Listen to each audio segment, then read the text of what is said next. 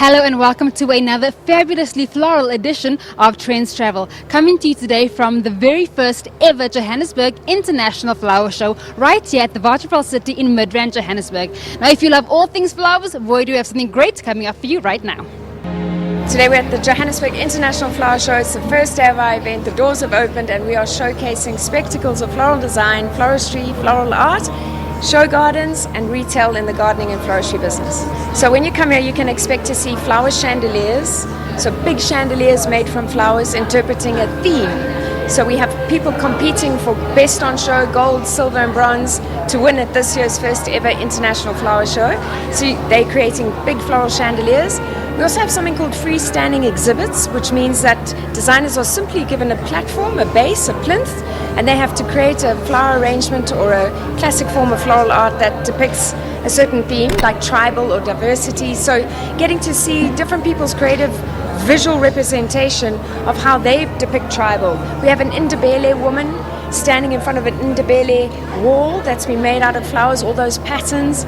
We've got a giant vase made out of flowers. We even have a car that's got its bonnet open and it's filled with flowers falling out of it. It's just so much, you know, I don't know how to put it all into one bundle. It's really coming to see not flower arranging like we've known it all the years. We do have that here because traditional floristry has been the basis from which floral art has sprung.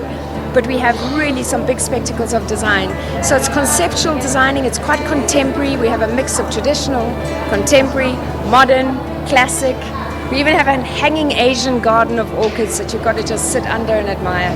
This flower show also boasts one of the biggest flower arrangements I have ever seen. So I thought, well, listen, if we're having such a big show, why don't we try and make the biggest vase of flowers I've ever made in my life before? So we got this incredibly beautiful urn sponsored to us by Art to Date, and it's already 2 meters tall and a bit. For 2 days, we took almost 5,500 stems of flowers and delicately and very carefully placed them into this design, trying to keep shape and form, which is quite difficult on such a big scale, but I think we pulled it off. It's easy to be led around by the nose in a place so filled with beautiful aromas, and my nose led me here to the comforting fragrances put together by the lady who inspires romance and perfumes, Antoinette. So guys, I'm here with Antoinette, who's going to be making me my very own perfume from scratch. Now what you didn't see was I chose a couple of fragrances that I absolutely loved. She took me through quite a few of them. So what are we going to do from here, Antoinette? Yes, so we're using the fragrances that are in the Comfort Perfume Deluxe range, and what we're going to do is I'm going to make you a perfume based on your preferences that it's balanced and that you're going to love, hopefully. So let's see how that goes.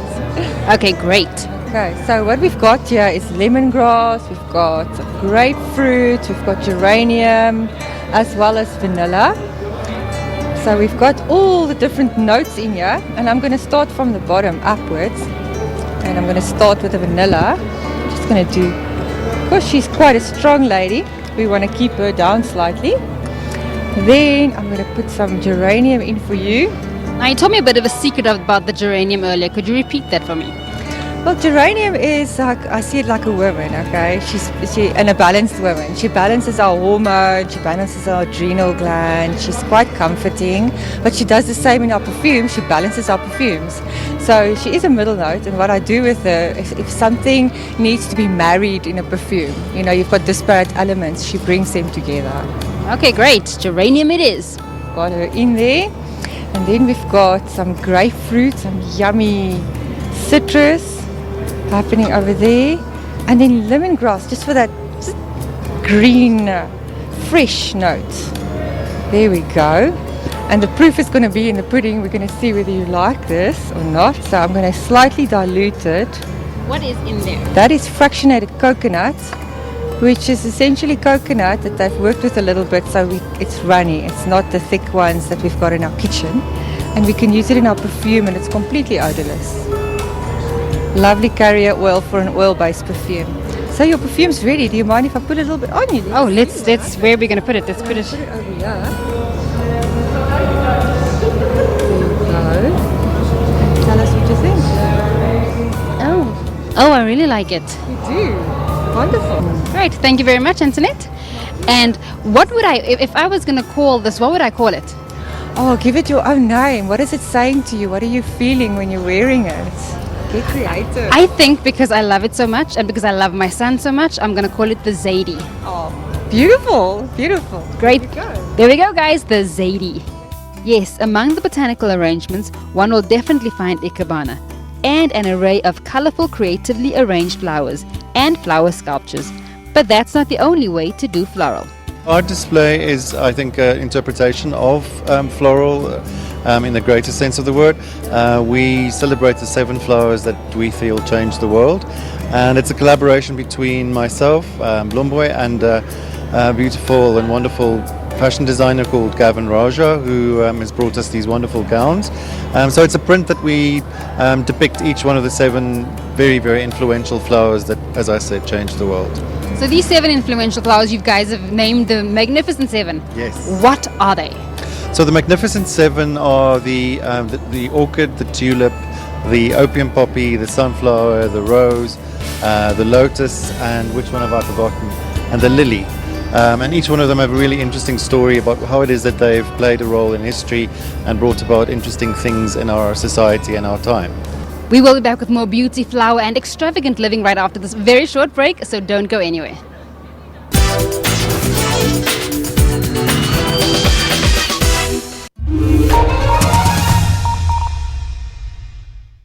This is where we take a look inside the world of media, analysing the trends, the issues and the reporting of some of the week's top stories. One of the things that we are seeing across the globe, people are consuming news and living their lives with their mobile devices. The evolution of journalism is to use the same skills, the same ethics, the same values, but to cater to different audiences, because it's not the same people.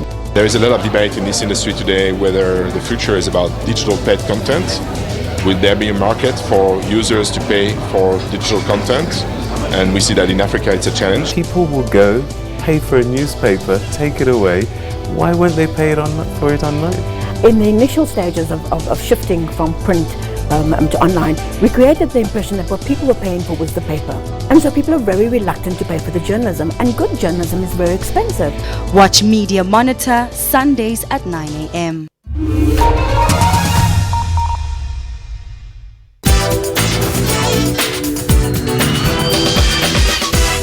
The Faces of Tourism exhibition is currently on display at the Women's Jail in Constitution Hill in Johannesburg. It's all about the stories and portraits of South African people who have joined Airbnb, taken by award-winning photographer Tom Pierce. Constitution Hill, we're at the Women's Jail, and it's the opening of the Faces of Tourism exhibition, which is brought to you by Airbnb. So this exhibition tells the story of 12 different tourism entrepreneurs from across the country, through their portraits and sound clips, and really about how they're finding tourism opportunities. Being taken through the exhibition, we are introduced to an array of ordinary South Africans who have taken on the challenge to become an entrepreneur in the tourism sector. Women like Nombulelo Msizi, who had the very first homestay experience in Langa in the Eastern Cape, to Malandiwe Dlamini in Soweto, who came to share her experience with us.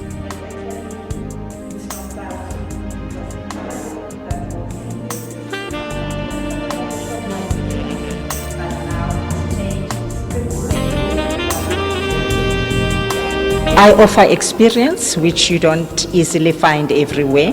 People come to my place to come and experience the kind of life we live, and the things that we offer as well, authentic things, and the touch of the story, history, and the area that I live in as well, which is Orlando East. This exhibit has proven in color that it is for everyone.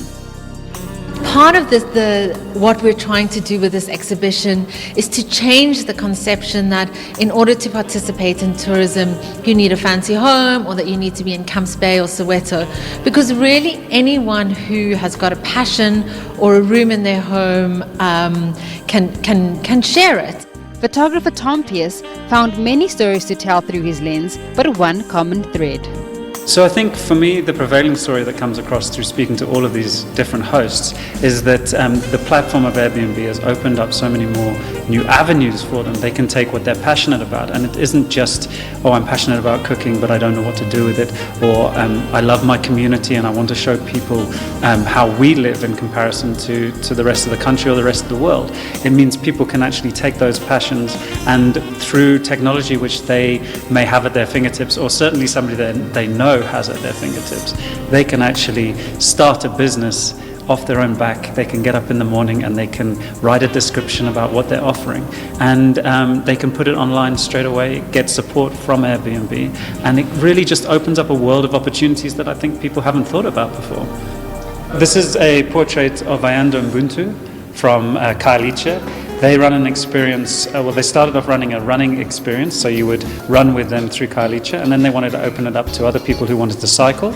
So they've built up this business from scratch where they would get tourists to come and cycle with them through Khayelitsha, but they would hire the bikes, and actually they built it up to such a stage that they own bikes now. I think about 15 bikes they've got, and bikes and helmets, and so they have people come and meet them in Khayelitsha, and then they cycle with them through the township, and really give them a unique view of the township itself and township life. And because they're on bikes, they're sort of a step away from everybody on the ground. They're moving through, but they can still talk to everybody. So it means that people are going about their everyday lives, but they're not necessarily stopping and speaking to everybody, but they do take the opportunity when they see people they know, that everybody can stop and talk to them and really ask questions about life in Khayelitsha. So these guys were really inspiring for me. They have a very passionate attitude towards the work that they do. They support each other. Nice for them to work together as well. And I really love this photograph because I think that Khayelitsha is such a hustling and bustling place that we really wanted to get something that was right in the center, that showed them in the surroundings where they get the experience. And so I think this photograph really does that.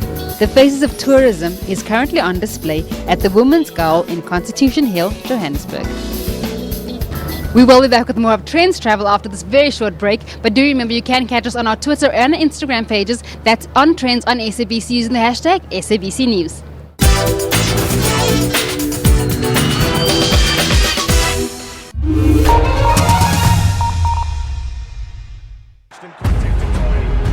This team doesn't know color. It's not a black or a white game. This is what we achieve when we unite as a nation. That is it, South Africa! It's not about rugby fans. It's literally being a South African. I've got the fans. They're excited.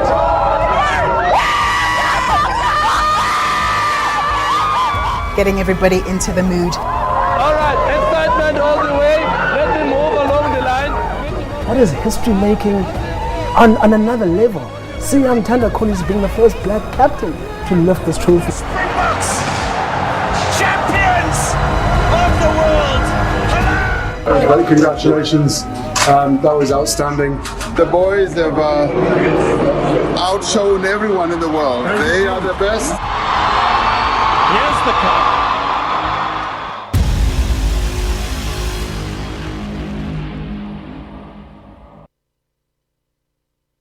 This is where we take a look inside the world of media, analysing the trends, the issues and the reporting of some of the week's top stories. One of the things that we are seeing across the globe, people are consuming news and living their lives with their mobile devices. The evolution of journalism is to use the same skills, the same ethics, the same values, but to cater to different audiences because it's not the same people.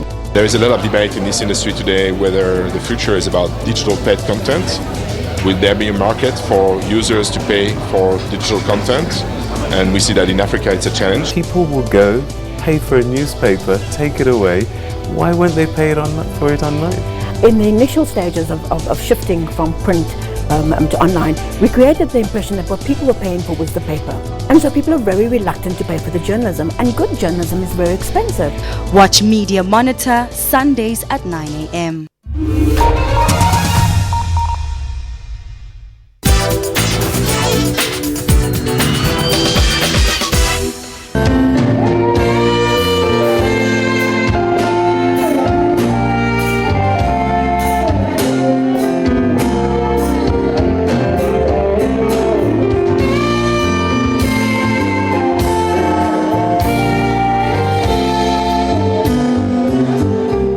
jazz legend Sipho Mabuse recently celebrated his 68th birthday with a concert that took us on a trip down memory lane. We were treated to a night of soulful jazz reminiscent of the 60s, 70s and beyond. Mabuse's musical journey, which started in high school, spans over 55 years. And the jazz legend is still celebrated here at home and abroad.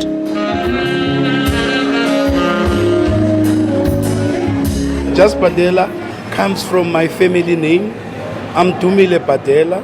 So what we did, we just said, okay, we'll create a sexy name, if you want to put it that way, and we call ourselves Jazz Padela.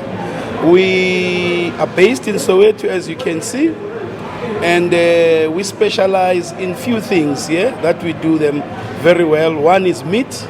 We specialize in meat. Probably you have already eaten our meat, and we pride ourselves as one of those restaurants that really are passionate about meat.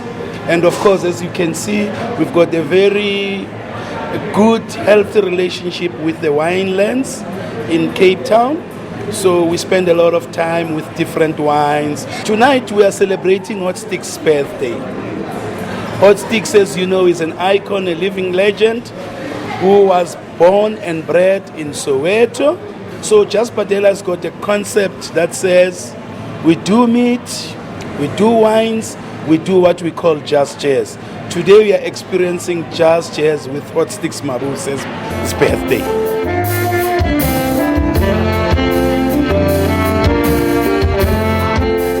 The icon had time to have a bit of a chat with us. What an honor it was. So, where does the name Hot Sticks come from? Basically, it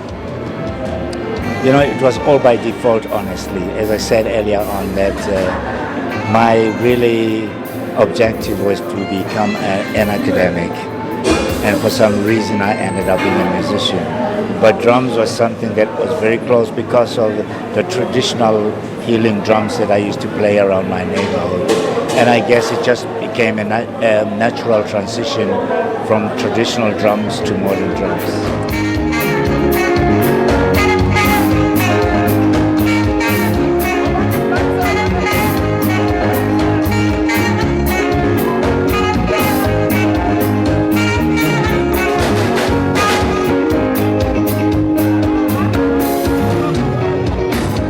Hits like Shigisha and Burnout may have topped the charts back in the 80s, but they are still loved. I had always wanted to be an academic. I never imagined myself to be a successful traveling musician, and I guess, sometimes ancestry determines how how your life turns out to be. And I'm grateful that, the music took me, music did wonders for me. There are a lot of achievements. I was able to work, I was able to take my children to the best schools, I was building my homes. I've done a lot of things even for society as well. So it's one of those things that I must be grateful for having, elected to become a musician.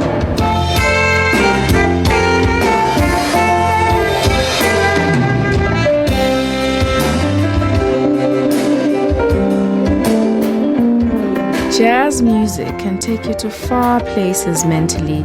It almost requires one to just sit back, be still, and enjoy.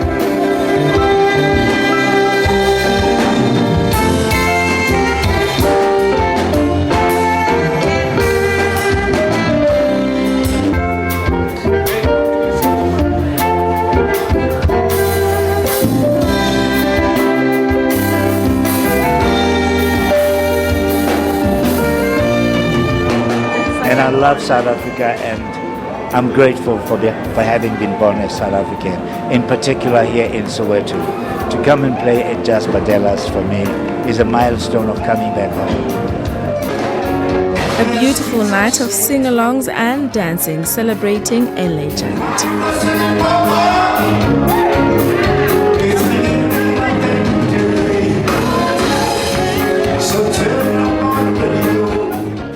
Now, if you know anything about being a VVIP or even about polo, you'll know that it's not even about the horses, it's all about the high-end fashion. And our very own Poleng Molabati trades in her producer gear for some high-end fashions. Trendy travelers, today I'm exploring the theme Nomadic Couture. This is for the Standard Bank's Polo at the Park. It's taking place just a few days from now. I figured with all the traveling that I might have done this year, so I should have picked something to incorporate into this dress. So I'm here to take out, multiply, add. Let's get straight to business. Muji. Lekai. This looks good. I'm happy. I gave you the theme, right? I just said the theme for this year's Polo at the Park is Nomadic Couture. How did you come to interpret it into this beautiful gown? I mean, first and foremost, when you start talking about polo, we know we are talking about class, we are talking about luxury, we are talking about feathers, your bead. It must be, out of here, exclusive. Yeah. And we tried our level best to actually incorporate the color and then try to pick the glitter sinyana there and there. For people that may not know how to interpret a theme like a nomadic couture, as a designer and someone comes to you and say, yo, I don't even know where to begin. I've got this theme, it's nomadic couture. What are the kind of things that you would advise and say, okay, go look for this, or it's fine, let's explore this, let's make it happen. Yeah. So nomadic is a very tricky name, because when you say nomadic, these people are moving, hey? They don't sit in the same place, they just keep on moving and moving. So when you look into nomadic, it's a very, very tricky couture. And for you to interpret it, you must know your person. Like I know you, Muji. So I had to keep on with the touch of the, a bit of that, show off a bit, but not too much. Just a touch of that, but not too much. Just try to keep it simple, but at the same time elegant. Elegant and classic. We try to make sure that everything that we did here is hand sewn, and also we keep up with our personal touch, like when you put on the bead, when you put on the feathers, the glitters, and also the diamonds. And because when you look into the nomadic couture, it means like you can be comfortable in something that you are wearing. You can walk it in with your heels. Doesn't have to be a lot of trails, a lot of drama on the floor, but the detailing, Muji, within your dress, it must be outstanding. So your feathers, your glitters, just a touch of glitters, not too much, and then your elegancy, your classic, your bead, you can never go wrong. They are girls' best friends, so you can never go. And a bit of feathers, just to say I'm a queen, I'm here. Well, I couldn't have said it better myself, folks. She said it, nomadic means you need to be fluid because you're constantly moving. But how I interpreted myself is that a bit of Poleng personality must also be making the parts in there. So we've added a lot of things to this dress, guys. There's tons and tons of variety into this dress. I'm not going to reveal it today because we want you to watch, as I will be hosting the polo this year. Recently, we announced that we are giving away 2 VVIP tickets to our viewers. And if you entered on Twitter, 2 of you have won the tickets. Our winners for the Standard Bank Polo at the Park are at Lulu and at Sholo. So you guys, I'll see you at the Polo at the Park. I hope that you'll be dressed to kill, darling, kill.